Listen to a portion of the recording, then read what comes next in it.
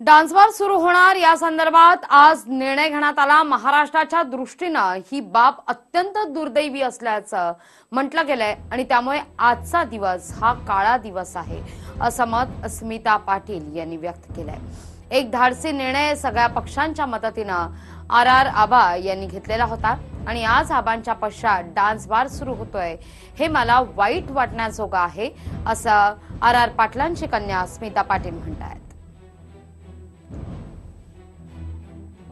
खरं तर आज निर्णय सुप्रीम कोर्टाचा आला। खरं तर हा निर्णय आमच्या कुटुंबियांसाठीच नव्हे तर संपूर्ण महाराष्ट्रासाठी एक दुर्दैवी गोष्ट आहे आणि आज एक काळा दिवस आहे असं म्हणायला हरकत नाही, कारण ज्या हेतूनी माननीय आबासाहेबांनी डान्स बार बंद केले होते, खरं तर त्यावेळेस आबांच्याकडे गृह खातं होतं आणि त्यावेळेस वेगवेगळ्या केसेस आबांच्या समोर यायच्या। एकतर नवी मुंबईची केस आली की एका मुलांनी डान्स बारसाठी स्वतःच्या आईचं निर्गुण खून करून ते पैसे डान्स बारवरती उधळले, तेव्हा आबांनी हा कुठेतरी धाडसी निर्णय सर्व पक्षाच्या मदतीनं घेतला आणि आज खरं तर आबांच्या पश्चात डान्स बार परत सुरू होत आहेत हे खरंच मला वाईट वाटतंय आणि ही दुर्दैवी गोष्ट म्हणावी लागेल।